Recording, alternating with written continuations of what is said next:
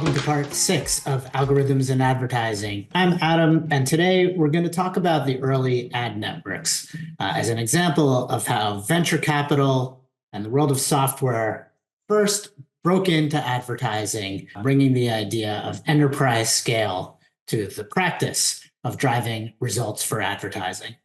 Now, first, a note on scale, because people often use the word scale as a synonym for volume.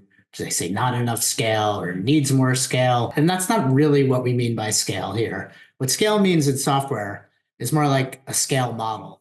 So, in Zoolander, where Zoolander sees the scale model of the hospital and thinks that the intention is to build a hospital for fleas because he doesn't understand the scale model. That's really what we're talking about here when we say that what people who use software and don't think about it think they're dealing with something small, just their application, but actually, they deal with the equivalent of a scale model, something that looks and feels small, fits in your phone, but is actually a representation of something much, much larger, right? So behind this single application that looks like a tiny hospital is a back-end architecture that can support 1 billion of these running at once, right? That's kind of the deal of the software is you don't always see the scale. It might look small, but behind it, there's enormous scale that limits how much things can change. So when enterprise scale comes together with predictive modeling,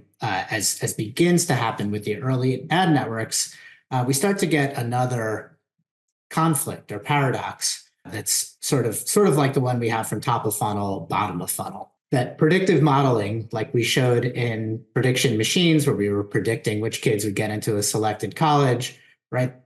That practice of predicting things is not the same every time. It's not supposed to be the same every time. It's supposed to change based on what you're predicting. If you're predicting who's going to buy a backpack, or whether it's going to rain tomorrow, or whether a baseball team is going to win the World Series, there's different scores, and there's different mathematical systems for using those scores to predict who will and who won't, or whether something will or won't happen. All those things change every time. The scoring system changes, the math system changes, right? If you want to get the best prediction possible, it is a lot more like cooking an artisanal product, right? Of creating something physically. And in order to do it at enterprise scale, there's conflict, right? You have to cut off some of what could be done and change it to something that's the same way every time.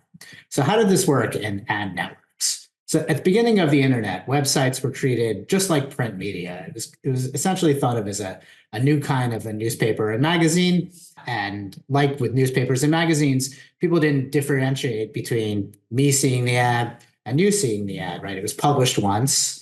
It was as if it was published once and everyone saw it, right? That's the way print works. But the way the internet actually works is it's published when I see it and it's published again when you see it. So every single impression, as it's called, this act of publication is different and has different data. And because of that, you can disaggregate all the publications, right? This aggregation of publications that you think of one in print can be disaggregated and treated separately. This becomes the core idea behind monetization of digital publishing, and you could say of digital advertising in general, that when you disaggregate, it creates a lot of data, and that data allows buyers and sellers to at least try to get advantage from all the variation, right? Some impressions are worth more than others. Some impressions should be sold for more than others. And that's how the digital advertising market comes to be. That said, at the beginning of algorithms in advertising through these ad networks, there are much harder limits on how much data could be used. And the crux of those limits is that data was still physically stored. If you weren't active at work in the 90s, you don't remember walking disks back from one office to another, where the disks would contain data, or your project would be handed in on a disk, and you probably don't remember servers, where digital businesses had rooms full of servers, and any business that was starting something new, like an ad network, would buy so many servers that trucks would be pulling up to fill entire rooms with servers that would be physically storing data. So we're going to use our metaphor of predicting what kids are going to get into college to talk about predicting who's going to buy widgets and who's going to buy backpacks in an ad network. So 2 ads are shown, one for widgets, one for backpacks, and some convert and some don't. Right? Each ad network would give a tag to the widget seller, to the backpack seller, say, put this on your thank you page. So if somebody who we showed an ad to later converts, we have data on both events, right? We show the ad, we drop a cookie on the user's browser, just a little piece of code. And when they hit the thank you page, our tag loads that cookie and says, this is Adam, or this is browser X, who we showed an impression to 3 days ago, right? So in order to start to use that data and make predictions of them, the first thing you have to do is save and store every impression you serve. So this is billions and billions of impressions, right? It's going to fill a room with servers that are housing this data. And then you need for each advertiser to capture the conversions. Then you need to run the model to say, all right, out of all the impressions that we gave, how much does each of them look like the backpack converter? How much does each of them look like the widget converter? Then create target audiences for each of them. All right, the backpack advertiser should target these. The widget advertiser should target those, and then put them in front, right? Then activate that so that each advertiser serves impressions to the browsers in their lookalike and hopefully performs well. So in order to do that, you start from storing everything.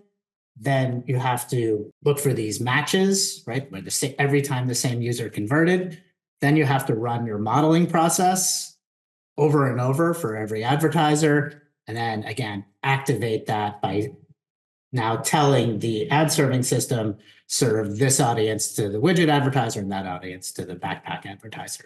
So all that is data moving, requires data to move, for data processes to be run on that data, and then the data to move again. And in the days of physical storage of data, most of those steps took over a day. Some of them took as long as a week. So in the early days of ad networks, these companies were always struggling with being able to move data fast enough to achieve what was promised by the combination of predictive modeling and enterprise scale. In reality, it was very difficult and it was a tough transition for startups, even though they were venture capital funded, to have enough servers and to move data fast enough. So the networks worked, but they didn't work super well. And it only established the promise of this working better at some point in the future. So in the next episode, we'll talk about Google, which starting in around 2002 to 2004 becomes the first smashing success at enterprise scale and predictive modeling in advertising.